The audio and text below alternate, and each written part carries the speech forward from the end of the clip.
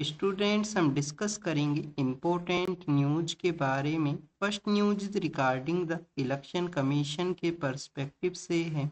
Election commission के द्वारा SIR का जो ड्राइव है जिसको कंडक्ट किया गया, तो उसके रिगार्डिंग में एक पेटिशन है वो फाइल हुआ।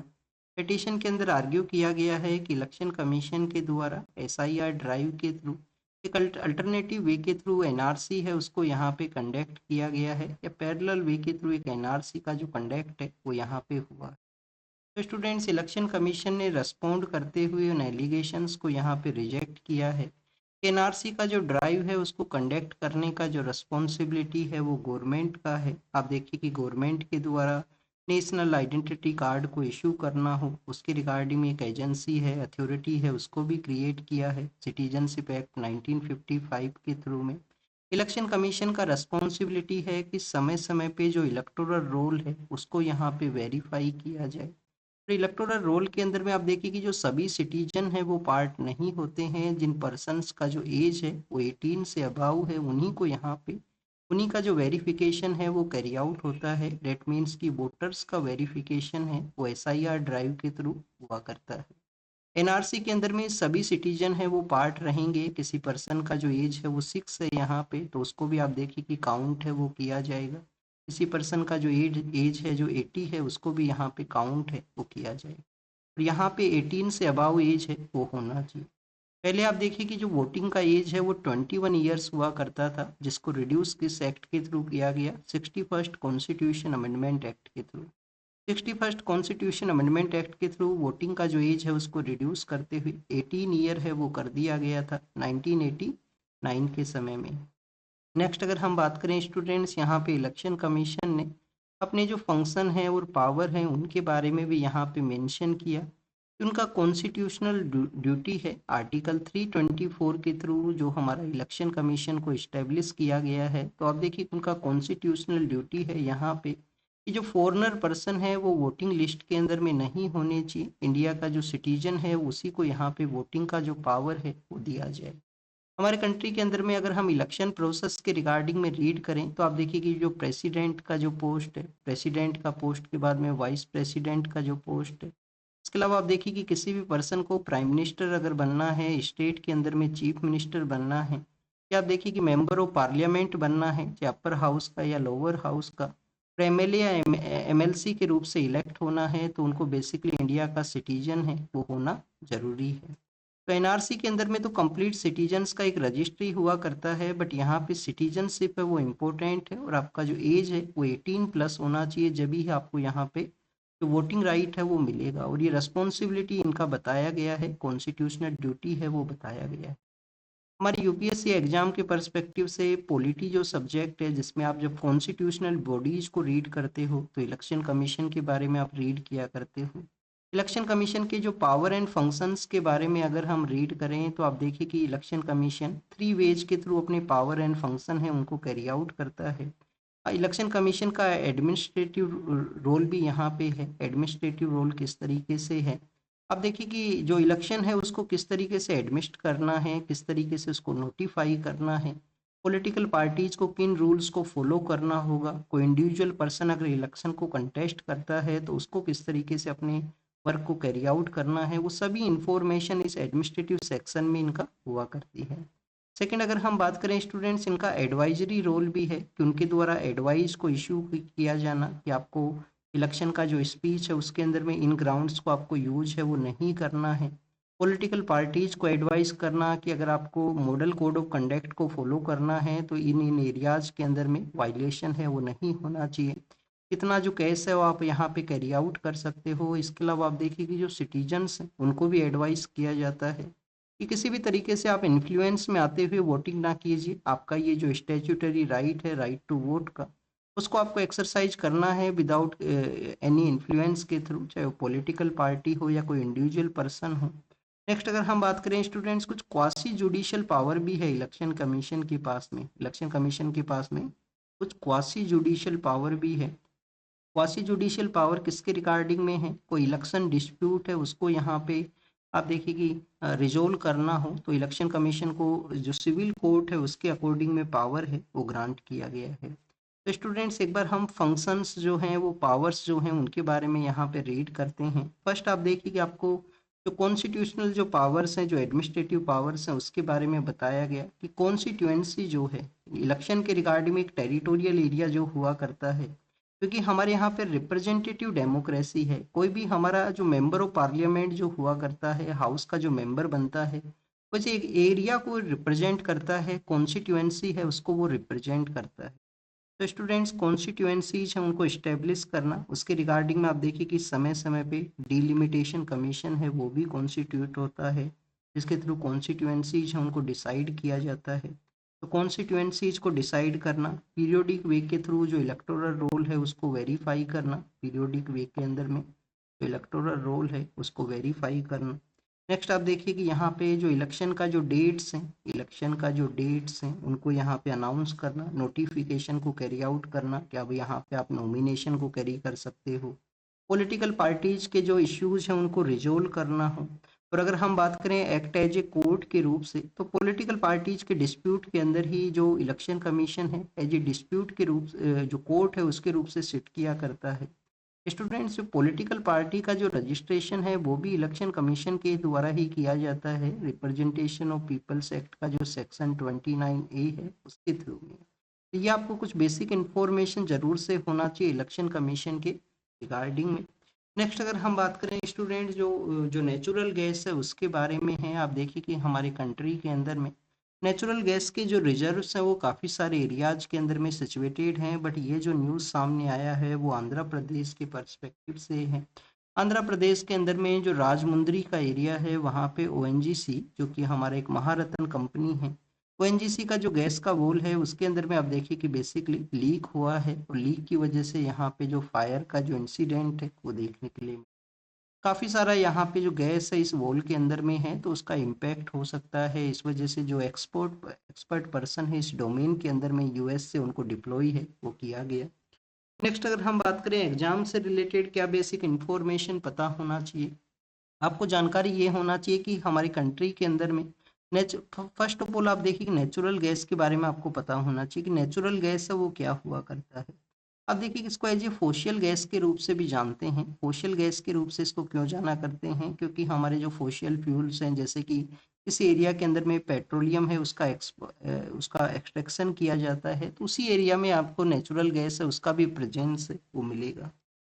कहीं अगर मीथेन का इसमें प्रेजेंस है या किसी अदर प्रोडक्ट का आप देखिए कि इसमें प्रेजेंस है, तो इसको डिफरेंट वे के थ्रू जानते हैं। कभी कभी नेचुरल गैस को एज ए स्वीट गैस है वो भी बताया करते हैं, सोवर गैस है वो भी इसको बताया करते हैं। हमारे कंट्री के अंदर में अगर हम रिजर्व्स के बारे में रीड करें तो आप देखिए कि हमारा जो ऑन शोर का एरिया है या ऑफ शोर का एरिया है, बोथ एरियाज के अंदर में नेचुरल गैस के जो रिजर्व हैं वो मिला करते हैं। अगर हम बात करें स्पेसिफिक एरियाज के बारे में, तो आप देखिए कि गुजरात के अंदर में अंकलेश्वर का जो एरिया है, गुजरात के अंदर में अंकलेश्वर का जो एरिया है, इसके अलावा आप देखिए कि जो ईस्टर्न पार्ट के अंदर में आसाम जो है, नॉर्थ ईस्टर्न जो स्टेट है आसाम, वहाँ पे भी एक इंसिडेंट ऐसा ही सामने आया था, जब ओएनजीसी का जो वहाँ पे गैस का जो वोल था उसके अंदर में भी ऐसे ही फायर हुआ था लास्ट ईयर के दौरान में। तो स्टूडेंट्स आसाम है, आसाम के अलावा आप देखिए कि त्रिपुरा बेसिन के अंदर में न्यू रिजर्व्स हैं वो यहाँ पे मिले हैं। अंडमान एंड निकोबार है वो भी न्यू रिजर्व्स के रूप से रिसेंटली ईयर्स के अंदर में इमर्ज है वो हुआ। और जो केजी बेसिन है, कृष्णा गोदावरी का जो बेसिन है आंध्र प्रदेश के वहाँ पे, तो स्टूडेंट्स उस एरिया के अंदर में भी काफ़ी सारे रिजर्व का यहाँ पे पोटेंशियल है। राजस्थान के अंदर में बाड़मेर का एरिया है जहाँ पे आप देखिए ऑयल रिफाइनरी भी है, तो बाड़मेर के अंदर में भी यहाँ पे जो गैस के रिजर्व्स हैं उनका प्रेजेंस है।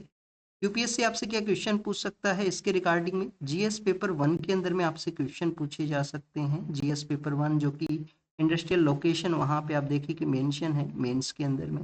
अगर आपका ज्योग्राफिकल ऑप्शनल है तो उसमें तो आपको ये पता ही होना चाहिए इन इंडस्ट्रीज के बारे में, इकोनॉमिकल ज्योग्राफी के पर्सपेक्टिव से आप इसको रीड करते हो। तो स्टूडेंट्स ऐसे आपसे सवाल हो सकते हैं कि कहाँ कहाँ पे जो गैस रिजर्व हैं, कहाँ कहाँ पे पोटेंशियल है, यूज किस में हुआ करता है। जो नेचुरल गैस है उसका यूज लार्जर वे के अंदर हमारे जो फर्टिलाइजर का जो सेक्टर है, हमारी कंट्री में जो फर्टिलाइजर का इंडस्ट्री है उसके अंदर में इसका लार्जर वे के थ्रू यूज है वो आपको मिलेगा। आप देखिए कि इसका जो फोशल के रूप से, फ्यूल के रूप से भी इसका यूज किया जाता है कुछ एरियाज के अंदर में। कुछ ऐसा इंडस्ट्री भी है जहाँ पे इसको फ्यूल के रूप से भी यूज है वो किया जाता है डायरेक्ट वे के थ्रू। नेक्स्ट अगर हम बात करें स्टूडेंट्स, इंडिया और यूएस के पर्सपेक्टिव से हैं। अब यहाँ पे बताया गया कि जब ऑपरेशन सिंदूर था उस दौरान में इंडियन एम्बेसी के द्वारा किस तरीके से जो यूएस अथॉरिटीज़ हैं उनके बिटवीन में जो कॉन्टैक्ट रहा है उसके बारे में ये न्यूज़ है। यूपीएससी आपसे एग्जाम के अंदर में ऐसे कोई क्वेश्चन है वो पूछता है कि इंडियन एम्बेसी ने कितना टाइम कांटेक्ट किया यूएस अथॉरिटीज़ को, तो एग्जाम के अंदर में कोई क्वेश्चन है वो नहीं आएगा डायरेक्टली यहाँ से क्वेश्चन फ्रेम है वो नहीं होगा। इनडायरेक्ट वे में किस तरीके से क्वेश्चन यहाँ से फ्रेम हो सकता है, ऑपरेशन सिंदूर के बारे में हो सकता है, इंडिया यूएस का जो ट्रेड डील है उसके बारे में यहाँ पे हो सकता है। बेसिकली डिस्कशन ये है कि इंडियन एम्बेसी ने यूएस अथॉरिटीज़ के साथ में अपना जो कॉन्टैक्ट है वो रखा था ऑपरेशन सिंदूर के दौरान में। तो यहाँ पे ट्रेड है, बायलेटरल टाइज है, उस उन सभी के बारे में जो डिस्कशन है वो रहा था।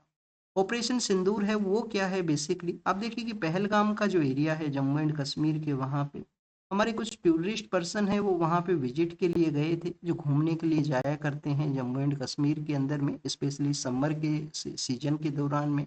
और उसी दौरान में आप देखिए कि जो टेररिस्ट ऑर्गेनाइजेशन है वो जिसमें एक टीआरएफ नाम का एक एक यहाँ पे जो जैसे मोहम्मद है, लश्कर ए तैयबा है, इनके ऑफशूट के रूप से काम किया करता है। टीआरएफ नाम का एक ऑर्गेनाइजेशन है, उनके जो टेररिस्ट हैं वो अटैक करते हैं, जिसमें हमारे काफ़ी सारे जो सिविलियन पर्सन हैं उनका डेथ हुआ था पहलगाम के वहाँ पे। उस पहलगाम अटैक के लेटर फेज के अंदर में हमारी जो डिफेंस फोर्सेज हैं ऑपरेशन सिंदूर को कैरी आउट करते हैं। पाकिस्तान में जो टेररिस्ट ऑर्गेनाइजेशन के जो बेसेज हैं उनको डिस्ट्रॉय है वो किया गया था। फिर आप देखिए कि पाकिस्तान का जो डिफेंस फोर्स है वो उसको रेस्पॉन्ड किया जाता है उनके द्वारा, और इंडिया और पाकिस्तान का एक वन काइंड ऑफ कन्फ्लिक्ट है वो देखने के लिए मिला था इस ऑपरेशन सिंदूर के दौरान में। इस ऑपरेशन सिंदूर के दौरान में और आपको क्या बेसिक इन्फॉर्मेशन होना चाहिए कि जो ड्रोन्स हैं एक न्यू डोमेन ऑफ वॉरफेयर के रूप से इनका इमरजेंस हुआ है।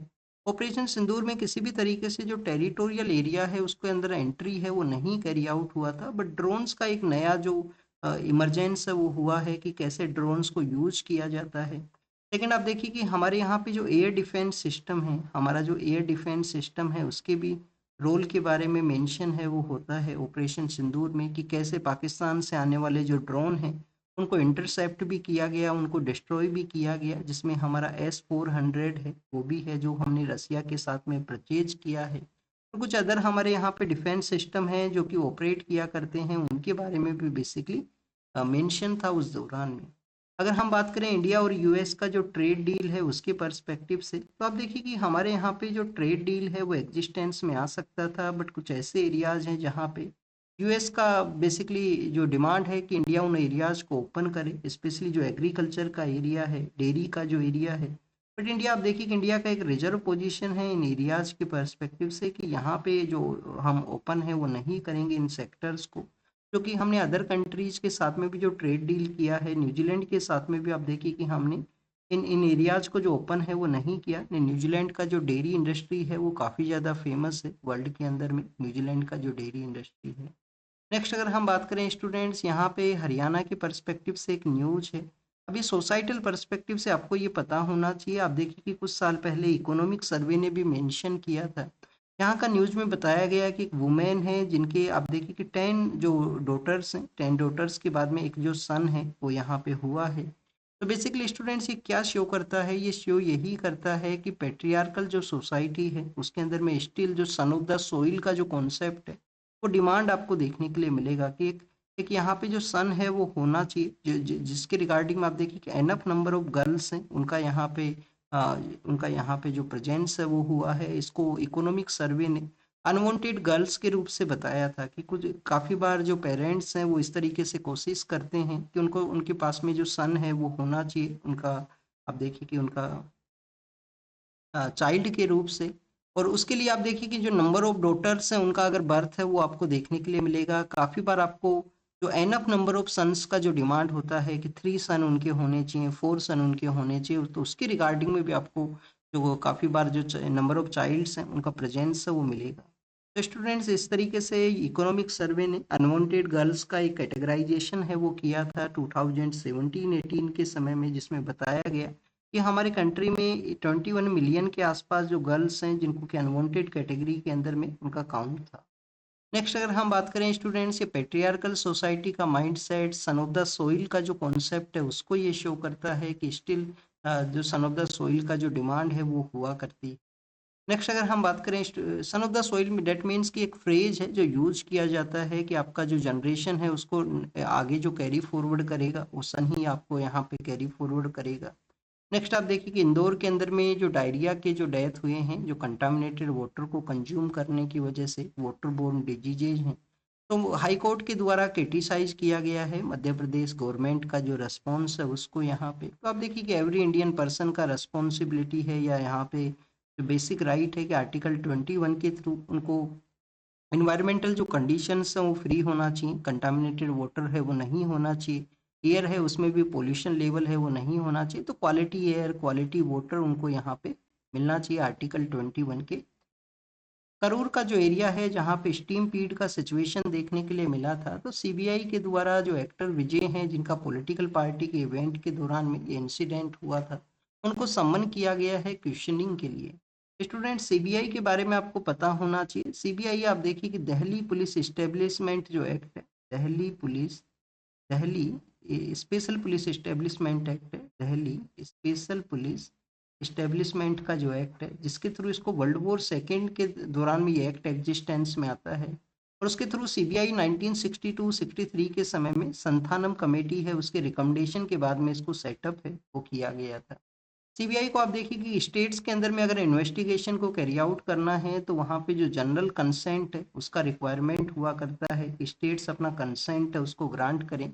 इसी Delhi special police establishment act का जो सेक्शन 6 है उसके थ्रू, और जनरल कंसेंट एवरी 6 मंथ के लिए ग्रांट होता है, कंटिन्यूस फिर उसका कैरी आउट करना है तो स्टेट उनको स्टैंड है वो किया करते हैं। बट अगर स्टूडेंट्स अगर सुप्रीम कोर्ट यहाँ पे डायरेक्शन को इश्यू करे तो विदाउट जनरल कंसेंट भी आप देखिए कि सीबीआई इन्वेस्टिगेशन है उसको कर सकता है। हमारे कंट्री में स्टीम पीड का सिचुएशन क्यों हुआ करता है, एनफ अरेंजमेंट ना होना किसी भी मीटिंग के regarding, local authority without visit के बेसिस के ऊपर में जो जो मीटिंग के रिगार्डिंग में जो परमिशन को ग्रांट करते हैं वो भी यहाँ पे इश्यू हैं। प्रॉपर एंट्री गेट और एग्जिट गेट है उसको ना कैरी आउट किए जाना, तो ये काफ़ी सारे ऐसे एरियाज हैं जिसकी वजह से ऐसे इंसिडेंट्स हैं वो समय के साथ में देखने के लिए मिले हैं। नेक्स्ट अगर हम बात करें स्टूडेंट्स, आदित्य L1 मिशन है, आदित्य L1 जो कि L1 पॉइंट की रिगार्डिंग में है, सन का जो ऑब्जर्वेशन है उसके पर्सपेक्टिव से इसरो का ये मिशन है। इसकी जो 2 ईयर का जो एनिवर्सरी है उस दौरान में जो डाटाज हैं उसको एनालिसिस किया जा सके, तो साइंटिस्ट उस डाटा को एनालिसिस करें उसके बारे में यहाँ पे जो प्रपोजल है वो रखा गया है। ऑलरेडी काफ़ी सारी इंफॉर्मेशन इसरो के द्वारा आदित्य L1 का जो पब्लिक डोमेन में रखा गया, जिससे कि ग्रेटर साइंटिफिक सेक्टर के अंदर में जो इसमें जो इंफॉर्मेशन है वो पब्लिक डोमेन में आ सके। इसरो का ये मिशन है L1 पॉइंट की रिगार्डिंग में है। क्या स्टूडेंट्स नासा का भी कोई सोलार का जो प्रोब है उसके रिगार्डिंग में कोई मिशन है, तो पार्कर मिशन आपको देखने के लिए मिलेगा। और L1 पॉइंट को क्यों चूज किया गया इसरो के द्वारा, क्योंकि L1 पॉइंट के वहाँ पे आप देखिए कि सन का जो एक्लिप्स का जो सिचुएशन हुआ करता है सोलार सिस्टम के अंदर में, उन सभी का इम्पैक्ट है वो नहीं मिलेगा। काफ़ी सारे जो हर्डल्स हैं उनसे फ्री ये पॉइंट है, कंटिन्यूस सन का जो ऑब्जर्वेशन है वो हुआ करता है। नेक्स्ट अगर हम बात करें स्टूडेंट्स, वेनेजुएला के पर्सपेक्टिव से मेंशन है यूएस का ये जो ट्रेंड है, यहाँ पे भी आप देखिए कि वेनेजुएला के ही बारे में मेंशन किया गया, और यहाँ पे भी ये जो डेंजरस ट्रेंड है इसको बेसिकली कंडेम करने का ज़रूरत है। किसी भी कंट्री का जो सोर्निटी का एरिया है, किसी भी कंट्री का जो सोर्निटी का एरिया है उसमें वायलेशन है वो नहीं होना चाहिए। नेक्स्ट अगर आप देखिए कि यहाँ पे जिस तरीके से नाटो का जो फोर्सेज हैं उनके द्वारा यूगोस्लोवाकिया के वहाँ पे बॉम्बिंग किया गया था, और अब प्रेजेंट समय के अंदर में यूएस ने जो इंटरवेन करते हुए पॉलिटिकल लीडर वहाँ के जो प्रेसिडेंट है उन्हीं को ही कैप्चर किया है, तो ये शो करता है कि इंटरनेशनल जो लॉज हैं उनको मोर स्ट्रेंथन करने का ज़रूरत है। जो यूएन चार्टर के जो लॉज हैं या जो जो यहाँ पे इंटरनेशनल लॉ हैं उनको मोर स्ट्रेंथन है वो किया जाए।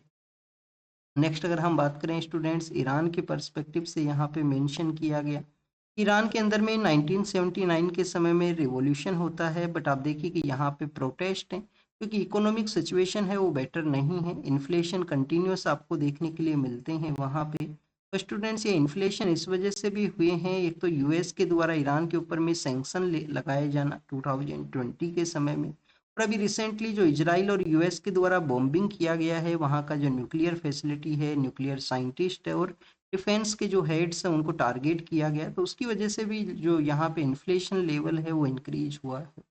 साउथ सूडान के बाद में सेकंड वो कंट्री है जहाँ पे इन्फ्लेशन लेवल इस तरीके से आपको मोर देन 60% है, 64 के आसपास बताया गया है। तो सेकंड कंट्री है जहाँ पे लार्जर वे के अंदर में इन्फ्लेशन है उसका प्रेजेंस है। अब ईरानियन अथॉरिटीज़ का क्या ज़रूरत है कि जो पर्सन प्रोटेस्ट कर रहे हैं वो उनके ही सिटीजन हैं, उनके साथ में डायलॉग किया जाए, डिस्कशन किया जाए और कैसे यहाँ पे जो इश्यूज हैं वो रिजोल्व हो सकते हैं उनके रिगार्डिंग में बेसिकली यहाँ पे डिसीजन है वो होना चाहिए। ईरान इस समय में एक क्रॉस रोड सिचुएशन में है, उनको रिफॉर्म का, री इंगेजमेंट का लार्जर वे में ज़रूरत है वहाँ के जो पब्लिक है उसके साथ में, क्योंकि आप देखिए स्टूडेंट जो जो ट्रेडर्स हैं, जो ट्रेडर्स कभी ईरानियन रिवॉल्यूशन को सपोर्ट किया करते थे, उन्हीं के द्वारा ये जो प्रोटेस्ट है वो स्टार्ट किया गया है तेहरान के वहाँ पे। नेक्स्ट अगर हम बात करें स्टूडेंट्स राइट टू डिस्कनेक्ट के बारे में है, अभी एक प्राइवेट मेंबर बिल है जिसको भी प्रपोज किया गया था। प्रेजेंट समय के अंदर में आप देखिए कि डिजिटल एज का जो समय है, डिजिटल एज का जो समय है उसके अंदर में आपको देखने के लिए मिलेगा कि मोबाइल हैं, लैपटॉप हैं, उसके थ्रू आप कंटिन्यूस वे में कनेक्टेड हो। फिर इंडिया के अंदर में जो वर्क एरिया है उसमें भी जो डिजिटल जो हाइब्रिड वर्क है या डिजिटल वर्क है वो इंक्रीज हुआ है पिछले कुछ समय से। तो डिजिटल वर्क का इंक्रीज किया जाना, हमारे यहाँ पे जो वर्क फोर्स है जिसके रिगार्डिंग में आईएलओ अपना इंफॉर्मेशन में मेंशन करता है, इंडिया के अंदर में 51% जो वर्कर्स इस तरीके से हैं जो मोर देन 49 आवर्स के आसपास वीकली जो वर्क है वो किया करते हैं, कि वीकली मोर देन 49 आवर हैं उससे भी ज़्यादा उनका वर्क हुआ करता है, तो 50 हमारा लेबर फोर्स इस तरीके से है। तो स्टूडेंट्स अब ग्लोबल पर्सपेक्टिव से ही एक डिमांड है कि जो राइट टू डिस्कनेक्ट है उसको कैरी आउट किया जाए। अब देखिएगा आपने अपना डिजिटल वर्क किया है उसके बाद में भी एम्प्लॉय के द्वारा आपको यहाँ पे कनेक्ट किया जाए और कनेक्ट करने के बाद में आपको वर्क के रिगार्डिंग में जो डिस्कशन है वो किया जाए, आपके हाउस जो रेस्टिंग आवर्स है उसके रिगार्डिंग में, तो ये बेसिकली आप देखिएगा आपका जो फिजिकल वेलबींग है, मेंटली वेलबींग है उसको भी इम्पैक्ट करता है। वैसे भी आप अगर डिजिटली वे में ज़्यादा इंगेज हैं तो आपको जो फिजिकल एक्टिविटी है उसका मोर रिक्वायरमेंट है आपकी मेंटल हेल्थ की पर्सपेक्टिव से। तो स्टूडेंट्स ग्लोबल पर्सपेक्टिव से भी राइट टू डिस्कनेक्ट है वो यहाँ पे इकोनॉमिकल जो बूस्ट है उसके रिगार्डिंग में इम्पोर्टेंट है, तो उसका यहाँ पे डिस्कशन है। नेक्स्ट अगर हम बात करें हमारा जो स्किल का जो सेक्टर है उसके बारे में डिस्कशन किया गया है। अब देखिए कि 2015 से लेकर 2025 का ये जो समय है, इस लास्ट 10 ईयर के दौरान में प्रधानमंत्री कौशल विकास योजना हो, प्रधानमंत्री कौशल विकास योजना हो, इन योजनाओं के थ्रू आप देखिए कि हमारे यहाँ पे 1.40 करोड़ के आसपास लोग हैं जिनको की स्किल है वो प्रोवाइड किया गया। बट यहाँ पे जो स्किल फोर्स जो डेवलप हुआ है, क्या उनको बेटर अपॉर्चुनिटीज मिले हैं, क्या यहाँ पे बेटर रिजल्ट्स देखने के लिए मिले हैं, तो उसकी रिगार्डिंग में यहाँ पे जो जो आर्टिकल है उसमें कंसर्न्स को रेज किया गया। हमें हमारा जो इंडिया का जो स्किल आउटकम्स है उनको रीथिंक करने का ज़रूरत है जिससे कि हम बेटर रिजल्ट्स हैं उनको यहाँ पे गेन कर सकें। तो स्किल जो प्रोग्राम्स हैं उसके रिगार्डिंग में यहाँ पे कंसर्न है इस आर्टिकल के अंदर में। प्रधानमंत्री कौशल विकास योजना है, स्किल इंडिया का जो इनिशिएटिव था और भी काफ़ी सारे इनिशिएटिव हैं जिसके थ्रू गवर्नमेंट के द्वारा इन जो हमारा जो अनस्किल लेबर फोर्स है उसको स्किल प्रोवाइड करने का, कुछ समय के लिए स्किल उनको दिया जाए या स्किल सर्टिफिकेशन है वो उनको यहाँ पे इशू किया जाए जिससे कि उनके पास में एक आप देखिए कि ऑन पेपर कोई जो डॉक्यूमेंट है वो रहे कि उनके पास में ये स्किल है। तो इस तरीके से इसको रीथिंक है वो करने का ज़रूरत है। मणिपुर के वहाँ पे जो एक्सप्लोजन होता है, बिष्णुपुर का जो एरिया है वहाँ पे, उस इंफॉर्मेशन को आप देखिए कि एनआईए को शेयर किया गया है। एनआईए जो 2008 के समय में 26/11 का जो इंसिडेंट हुआ था, 26/11 के इंसिडेंट के बाद में आप देखिए कि इसको क्रिएट किया गया और एनआईए को पावर है हमारी कंट्री के अंदर में या आउटसाइड द कंट्री भी कोई भी इंडिया से रिलेटेड जो टेररिज्म का कोई एक्टिविटी है उसको इन्वेस्टिगेट करना, वहाँ पे आप देखिए कि जो इन्फॉर्मेशन है उसको गेन करना। तो स्टूडेंट्स बिष्णुपुर का जो एरिया है जो काफ़ी ज़्यादा फेमस है लोकटक लेक के रिगार्डिंग में, कैबुल लाम जो नेशनल पार्क है उसके रिगार्डिंग में, और मणिपुर के वहाँ पे आपको जो गवर्नर का जो रूल है वो देखने के लिए मिलता है क्योंकि वहाँ का जो गवर्नमेंट है वो अभी कोई भी जो पॉलिटिकल पार्टी का जो गवर्नमेंट है वो नहीं है। यूनाइटेड अरब अमीरात के वहाँ पे हमारे जो आर्मी के जो चीफ हैं वो गए हैं, उनके द्वारा जो मॉडर्न वॉरफेयर है उसके बारे में डिस्कस किया गया मॉडर्न वेयरफेयर के अंदर में किस तरीके से जो टेक्नोलॉजी है एक नए डोमेन के रूप से इमर्ज हुआ है, टेक्नोलॉजी जो ट्रांसफर है वो भी यहाँ पे बेटर हो डिफेंस इक्विपमेंट्स के रिगार्डिंग में एक कंट्री से अदर कंट्री के लिए। तो टेक्नोलॉजिकल अपग्रेडेशन, टेक्नोलॉजी का जो इम्पोर्टेंस है उसके बारे में यहाँ पे मेंशन है वो किया गया। नेक्स्ट अगर हम बात करें स्टूडेंट्स, लिटरेरी वर्क के बारे में है और यहाँ पे ट्रेड यूनियन की पर्सपेक्टिव से मेंशन है वो किया गया। हमारे जो एजुकेशन मिनिस्टर हैं उनके द्वारा जो ट्रेडिशनल क्लासिकल लैंग्वेज हैं हमारी कंट्री के अंदर में, जो ट्रेडिशनल क्लासिकल लैंग्वेज हैं उनकी रिगार्डिंग में कुछ 55 वॉल्यूम के आसपास जो लिटरेरी वर्क है उसको रिलीज किया गया है। तो फर्स्ट ऑफ ऑल स्टूडेंट्स, हम क्लासिकल लैंग्वेज है उसको यहाँ पे रिवाइज करेंगे। आप देखिए कि हमारा जो तमिल है, तमिल के अलावा जो केरल में बोला जाता है मलयालम है, कर्नाटका के वहाँ पे जो कन्नड़ा है, फिर तेलुगु लैंग्वेज, कल हमने तेलुगु के बारे में रीड किया था। तो आप देखिए कि तमिल है, तमिल के अलावा मलयालम है, मलयालम है, कन्नड़ा है, कन्नड़ा के अलावा आप देखिए कि तेलुगु है, तेलुगु के अलावा स्टूडेंट्स ओडिया है और संस्कृत है। ये अर्लियर फेज में 6 क्लासिकल लैंग्वेज है वो हुआ करती थी।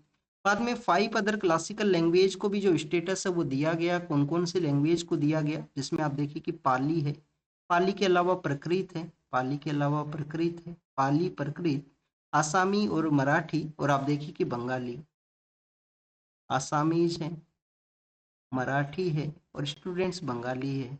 जो क्राइटेरिया हुआ करता था क्लासिकल लैंग्वेज का उसको भी लिटिल बिट मॉडिफाई है वो किया गया था गवर्नमेंट के द्वारा, जिससे कि कुछ लैंग्वेज हैं जिनको रिकॉग्नाइजेशन है वो यहाँ पे हो सके। तो स्टूडेंट्स, ये क्लासिकल लैंग्वेज के बारे में है। आपको एक यहाँ पे इंस्टीट्यूट के बारे में पता होना चाहिए, central institute of classical language, कहाँ पे वो सिचुएटेड है, central institute of classical language. उसके बारे में आप एक जो अपने कमेंट सेक्शन के अंदर बताना, ये आपका होमवर्क है। क्योंकि स्टूडेंट्स उस central institute of classical language, central institute of जो क्लासिकल लैंग्वेज है उसका आपको जरूर से पता होना चाहिए, क्या वो मैसूर के वहाँ तो नहीं सिचुएटेड है। फिर आप देखिए कि ट्रेड यूनियंस के बारे में है। आप ट्रेड यूनियंस यहाँ पे जो वेज का जो प्रोस्पेक्टस है उसमें जो इंगेज है वो हो सकते हैं ईपीएफओ के जो विंग्स हैं उनके साथ में। हमारे एग्जाम के लिए क्या पता होना चाहिए आपको, ट्रेड यूनियंस हमारे फ्रीडम मूवमेंट में किस तरीके से इस्टेब्लिश होते हैं। फर्स्ट आप देखिए कि ऑल इंडिया जो ट्रेड यूनियन कांग्रेस है उसको कब सेटअप किया गया था। ऑल इंडिया जो trade union, all India trade union Congress है जिसको कि 1920 के समय सेटअप किया जाता। लाला लाजपत राय, एनएम जोशी हैं, ये काफ़ी इंपॉर्टेंट पर्सनैलिटीज हैं जो इस all India trade union Congress है उससे इंगेज है वो हुआ करते थे। नेक्स्ट अगर हम बात करें स्टूडेंट्स, पीएलआई के बारे में है, प्रोडक्शन लिंक इंसेंटिव स्कीम है। तो मिनिस्ट्री ऑफ हैवी इंडस्ट्री है उनके द्वारा पीएलआई स्कीम के अंदर में जो अलोकेशन है उसको डबल करने का प्रपोजल है, जिससे कि इस सेक्टर के अंदर में बूस्ट है वो किया जा सके। कंपटीशन कमीशन ऑफ इंडिया जो कि राघवन कमेटी के रिकमेंडेशन के बाद में आया, वो समय समय पे इन्वेस्टिगेट करता है मार्केट का जो प्रैक्टिस है उसके रिगार्डिंग में। और एंटी ट्रस्ट लॉ का जो ब्रीच है उसको यहाँ पे बताया गया है, कुछ कुछ जो बिजनेस हाउसेज हैं उनके रिगार्डिंग में। हमारे जो मिनिस्टर ऑफ कॉमर्स हैं वो आप देखिए कि विजिट के लिए गए हैं ब्रसेल्स के वहाँ पे, जो कि बेल्जियम का कैपिटल है। और वहाँ पे आप देखिए कि सिचुएटेड है यूरोपियन यूनियन का जो पार्लियामेंट है, यूरोपियन यूनियन का पार्लियामेंट वहाँ पे सिचुएटेड है। और ईयू और इंडिया का जो फ्री ट्रेड टॉक्स है वो कैरी आउट हो सके, उनकी रिगार्डिंग में डिस्कशन हो सके, इस वजह से उनका विजिट है वो रहा है। नेक्स्ट अगर हम बात करें स्टूडेंट्स, हंगरी का जो एरिया है, हंगरी नाम का जो कंट्री है उसके बारे में मेंशन है। आप देखिए कि वहाँ के एक जो डायरेक्टर हैं उनका डेथ हुआ है। तो हंगरी का एक बार लोकेशन को हम यहाँ पे रीड करेंगे। सपोज कीजिए स्टूडेंट्स ये हंगरी का सिचुएशन है, इस पार्ट के अंदर में यूक्रेन है। यूक्रेन को जब हम रीड करते हैं, जब इसके बारे में भी डिस्कशन हुआ करता है, फिर आप देखिए कि यूक्रेन का इस पार्ट के अंदर में रोमानिया है, जो उसका साउथ ईस्टर्न पार्ट है वहाँ पे रोमानिया है। सदर्न पार्ट के अंदर में सर्बिया है, सदर्न पार्ट में सर्बिया है। यहाँ पे आपको क्रोशिया मिलेगा, जो साउथ वेस्टर्न पार्ट है वहाँ पे क्रोशिया है। फिर आप देखिए कि यहाँ पे आपको स्लोवानिया है, स्लोवानिया के अलावा यहाँ पे ऑस्ट्रिया है और यहाँ पे स्लोवाकिया है, स्लोवाकिया स्लोवाकिया है। तो इस तरीके से कुछ कंट्रीज हैं जो अपना एरिया शेयर करते हैं। इसराइल का जो नॉर्दर्न पार्ट है वहाँ पे लेबनान है। लेबनान के अंदर में आप देखिए कि एक टेररिस्ट ऑर्गेनाइजेशन या फिर एक इंसर्जेंट ऑर्गेनाइजेशन है, हजीबुल्लाह है, वो ऑपरेट करता है। इसराइल ने एक ऑपरेशन को कैरी आउट किया साउथ ईस्टर्न लेबनान के वहाँ पे। तो इसराइल जो लेबनान के जो लीडर हैं उन्होंने कहा है कि पीस प्लान को एक अंडरमाइन करेगा इस तरीके से किसी कंट्री में स्ट्राइक करना। फिर अगर हम बात करें स्टूडेंट्स, क्यूबा के जो जो यहाँ पे डिफेंस पर्सनल्स हैं उनका डेथ हुआ है, वेनेजुला के डिफेंस पर्सनल्स का भी डेथ हुआ, यूएस ने जो ऑपरेशन लॉन्च किया उसके दौरान में, तो ये मेंशन है यहाँ पे। फिर स्टूडेंट्स यमन के अंदर में आप देखिए कि जो जो डिफरेंस देखने के लिए मिला है हouthis से जो फाइट करने वाले ग्रुप्स के बिटवीन में, तो एक तो आप देखिए कि सऊदी और यूएई के जो ग्रुप्स हैं अब उनका डिस्कशन है वो रहेगा सऊदी के वहाँ पे, तो ये बेसिकली मेंशन किया गया। फिर ग्रीनलैंड के जो लीडर हैं जो कि आप देखिए कि डेनमार्क के अंडर में है, तो उनके द्वारा कहा गया है कि नाटो भी एंड होगा अगर ग्रीनलैंड को टेक ओवर करने का कोशिश किया जाएगा, नॉर्थ अटलांटिक ट्रीटी ऑर्गेनाइजेशन जिसका कि डेनमार्क भी वहाँ पे मेंबर है। वेनेजुएला के अंदर में पावर के ट्रांसफर के बारे में मेंशन है, जो जापान और चाइना का जो कन्फ्लिक्ट है ताइवान के पर्सपेक्टिव से, तो आप देखिए कि अब चाइना ने कुछ रेस्ट्रिक्शंस लगाए हैं जापान मिलिट्री को जो एक्सपोर्ट हुआ करता था। तो स्टूडेंट्स ईरान के अंदर में जो इकोनॉमिक जो इश्यूज की वजह से जो प्रोटेस्ट हुआ है उसमें कुछ डेथ हैं वो बताई गई हैं, 35 जो पर्सन है उनका डेथ हुआ। स्टूडेंट्स जो सभी जो बायोम्स हैं, सभी जो इकोलॉजिकल एरियाज हैं उनको कवर किया जाए UNFCCC के अंदर में, तो आप देखिए उसी के रिगार्डिंग में मेंशन ये है कि यहाँ पे जो जो ग्रास लैंड्स हैं उनको भी बेसिकली आप देखिए कि क्लाइमेट प्लान्स के अंदर में काउंट किया जाना चाहिए, सिर्फ फॉरेस्ट को काउंट करने का जरूरत नहीं है। ये प्रपोजल रहा था यूएन के द्वारा जो 2026 का जो ईयर है जिसको कि आप देखिए कि इंटरनेशनल ईयर हो जो रेंज लैंड्स हैं उसके रूप से रिकॉग्नाइज किया गया, कि जो इस तरीके से जो ग्रासलैंड एरियाज हैं उन सभी को भी काउंट है वो किया जाए यहाँ पे इन्वायरमेंटल जो एरियाज है उसके regarding. This is all the information related to the today's newspaper. आप इसको रीड कीजिए, रिवाइज कीजिए, जो भी इंफॉर्मेशन आपको मिला है उसको नोट डाउन कीजिए। Thank you students, thank